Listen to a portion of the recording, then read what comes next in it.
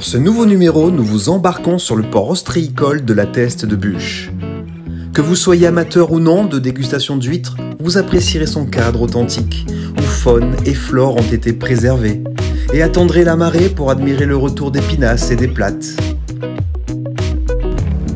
Alors, qu'est-ce que nos deux marins, Carole et Chris, ont bien pu ramener dans leur filet? Nous vous invitons à le découvrir dans Driver.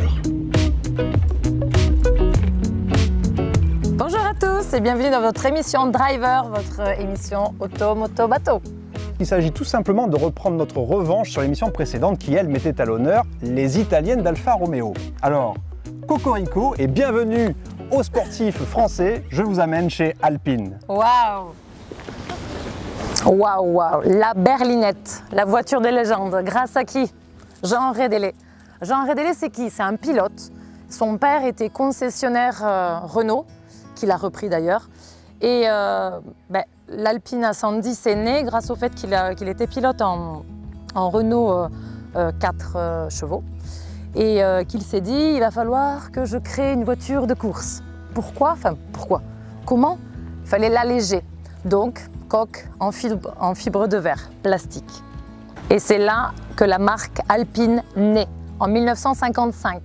La première, la 106. La deuxième, en 58, la 108. La 108, c'est dû et grâce à la Renault Gordini, la Dauphine Gordini. Puis la mythique et celle qui a le plus de succès, la 110. Il existe plusieurs versions. La 85 d'abord, la 1300 Gordini, donc la 1300G, la 1600, la 1600S et la 1600SX, ce qui diffère avec les suspensions.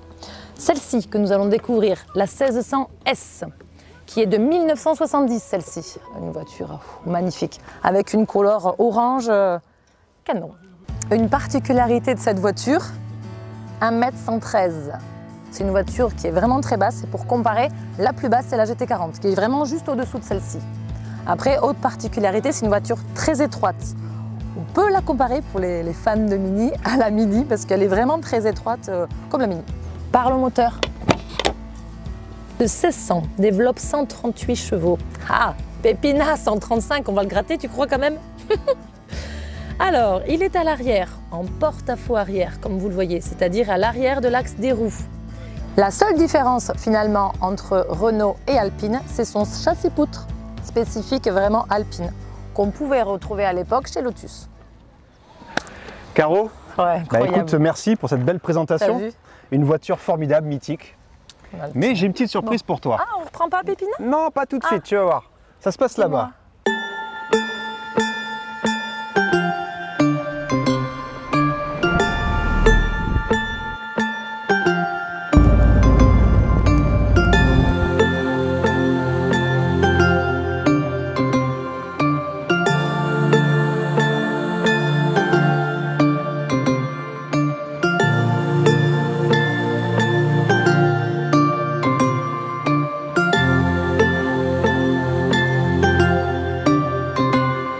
Ma chère Carole, voilà la nouvelle Alpine A110 dans sa livraison Légende GT.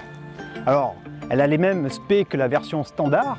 C'est toujours un 4 cylindres, un 1800 cm3 turbo, moteur en position centrale arrière.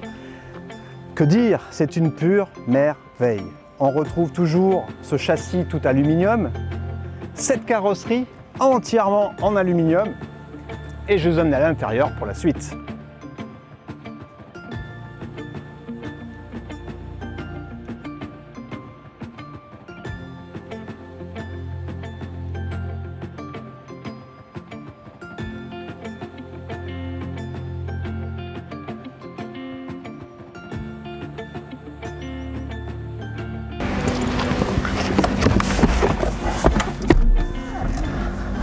Alors à bord, eh bien, c'est un environnement tout autre que celui de Renault, même si on sait, ils ont gagné en finition.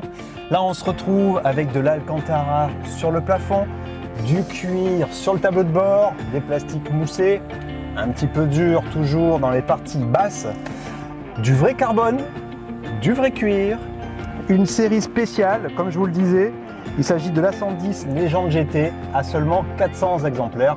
On imagine que la plupart sont pour la France. Quelle évolution depuis la berlinette! 50 ans sont écoulés entre les deux modèles, entre les deux dessins plus précisément.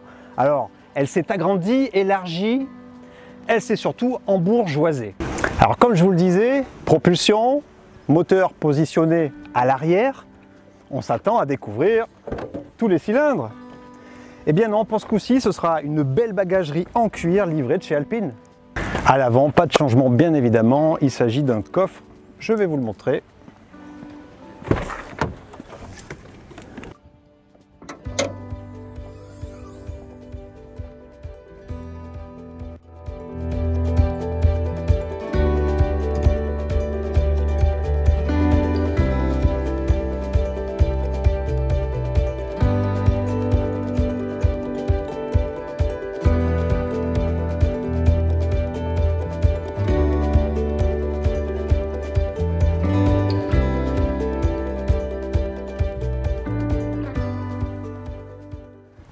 Alors Caro, je ne sais pas si toi tu as déjà fait un choix. Moi j'ai une petite idée. Hein.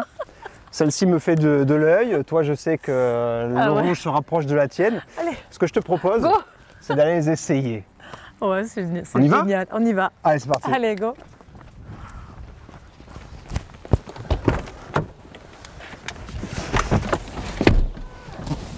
Tu montes, tu t'assois.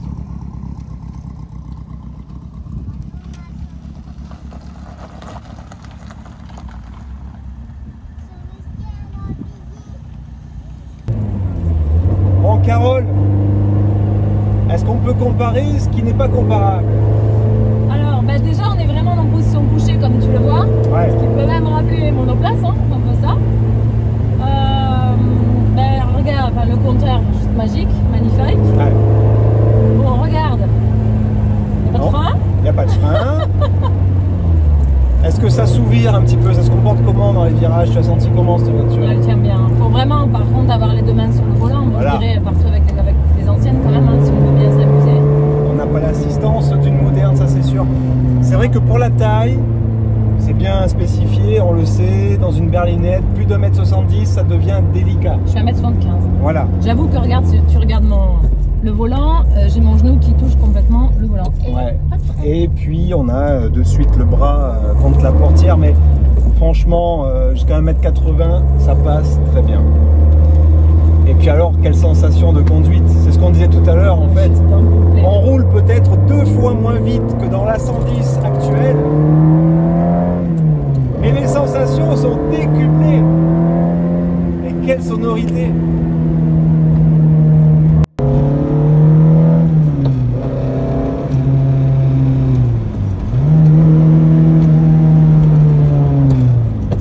Des plastiques. Ça vieillit bien, c'est une conduite beaucoup plus dure, on sent vraiment la puissance quand même et le caractère, mais pas la Dolce Vita. Alors on est vraiment sur la compétition, d'ailleurs ça se voit quand même, mes yeux, je suis dedans, j'ai envie d'envoyer complet. C'est magique, on est bien d'accord. On fait le talon pointif hyper facilement, parce que je ne peux pas faire avec Pépinard aussi facilement.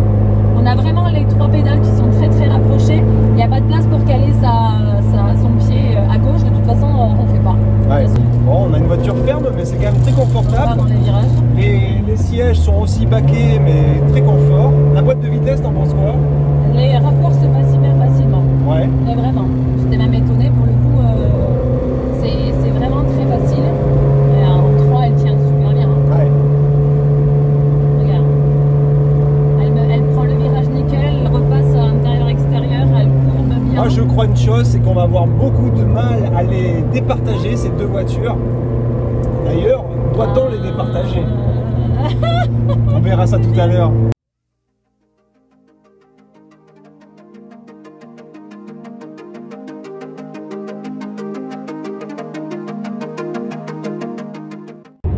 Alors, bon, déjà, la différence qui est notable, c'est que nous sommes assis, nous ne sommes pas couchés. Exactement, tu l'as dit.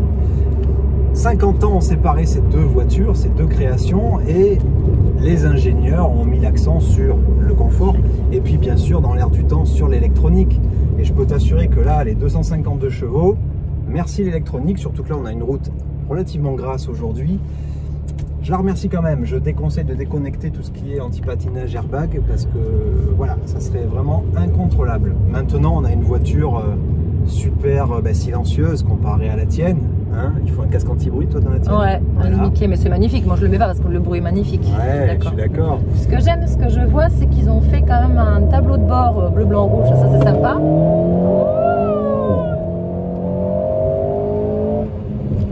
Alors, tu vois, on a quelque chose de très Toi, t'as puissant. des freins, moi, j'en ai pas. Tu n'as pas de frein, moi j'en ai. Mais non, mais c'est ça l'évolution, voilà. Pour autant, on a quelque chose d'assez facile, assez ludique, très joueur. Vraiment, on prend énormément de plaisir à son bord. Je sais pas si tu te souviens, mais l'Alpha 4C était beaucoup plus brutal, Nerveuse, là. plus dans le pilotage circuit. Là, non, on est dans quelque chose de feutré. Ça rappellerait une certaine Porsche 911 dans sa facilité, dans sa vie de tous les jours, j'ai envie de dire. Pour autant, on a quelque chose de bien plus léger qu'une Porsche, même qu'une Lotus Elise, pour la comparer. Vraiment, on a quelque chose d'agréable. Et puis, ce petit 4 cylindres, il chante bien quand même. Ouais, je suis d'accord avec toi. Pour en revenir au tableau de bord, Oui. l'autre Oui. de l'ancienne, on a vraiment, tu verras, un compteur d'IGGR.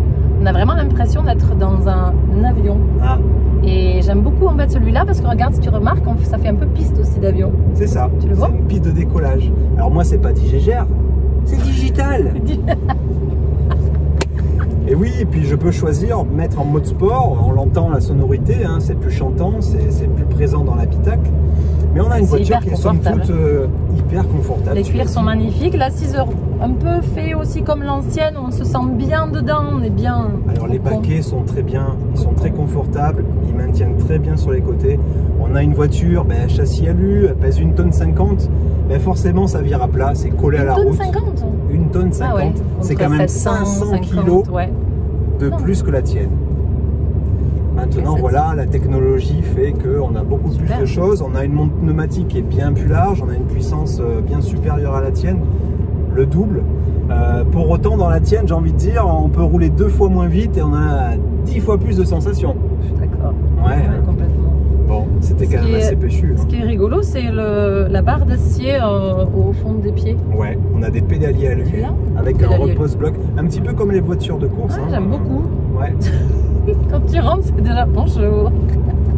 C'est parti. Alors là, voilà, on a une bonne sono positionnée derrière nous et puis on a une bonne sono focale aussi. Voilà. Je disais dans la présentation, on a tous ces inserts cuir, véritable carbone, je tiens à le dire. Là aussi, on gagne du poids. On a cette console centrale qui est creusée pour justement encore privilégier le gain de poids. Tout ça, voilà, hein, ils vont chercher dans les moindres recoins. Bon, on a quand même quelque chose de très bien fini. Voilà. Donc le mode sport est sur le volant. Ouais, bouton sport sur le volant. Et puis après, il n'y a qu'à jouer. Hein.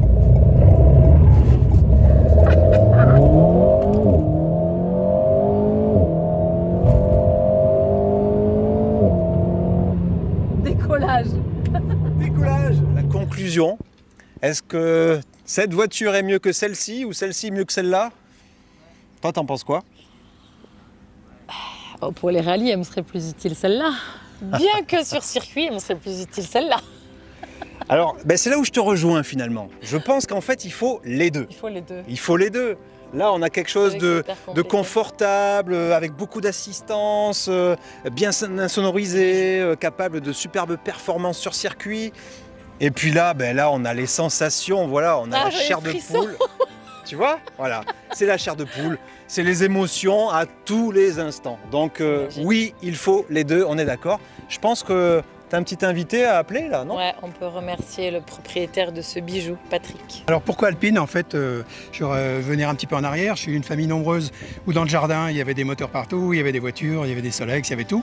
On bricolait, on démontait. Un garage. Oui, il y avait beaucoup de choses. Et puis d'animation aussi. Et puis, je me suis dit, je vais faire une école de pilotage. Donc j'ai fait l'école de Magny-Cours avec Tico Martini. Et puis, je suis pas arrivé en finale. Donc j'ai dit, je vais essayer de trouver de quoi m'amuser quand même. Ouais. Et quelqu'un que je connaissais un petit peu les Alpines, mais pas bien. Et puis j'ai intégré un club d'Alpine qui s'appelait Lazapar, de passionnés d'Alpine. Et bon, on a eu une réunion ou deux, et puis de fil en aiguille, il y a un de mes copains qui a dit bah, écoute, si tu veux en acheter, je peux t'aider à l'essayer et tout et tout. Et ça s'est passé comme ça. Finalement, je l'ai essayé tout seul parce que je l'ai acheté à Tours, donc il n'est pas venu avec moi. Mais finalement, j'étais heureux comme un prince quand je suis revenu avec sur la nationale à l'époque. C'est une deuxième main, c'est ça? Oui, oui, c'est ça. Tu l'as depuis 1977. Wow. Voilà.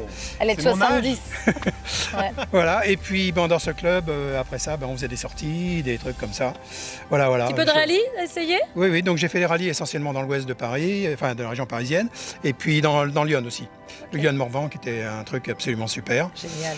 Pas mal d'années après, j'ai été rattrapé par quelqu'un qui voulait faire les pharaons en Égypte, donc sur un Land Cruiser, donc voilà. Et puis au retour de ce rallye, il y a un de mes anciens copains de la Zapar qui m'a dit, mais dis donc, il s'appelle Dominique Frossard, il m'a dit, dis donc, puisque tu as fait ça, pourquoi tu viendrais pas comme copilote avec moi? On fait des rallyes, 2 rallyes par an. Oh génial. J'ai dit bon, c'était en Merci. 90 du coup, et on a commencé par les 24 heures d'Ypres pour voir comment on s'entendait bien tous les deux. Après ça, on a fait le Monte-Carlo, donc on a fait 24 heures d'Ypres, 5 Monte-Carlo de suite, Bravo. tous les deux dans une Lancia Delta intégrale. Ah oui. Et depuis, ce Ouais, garçon a monté une boîte qui c'est s'appelle Périgord Moulage.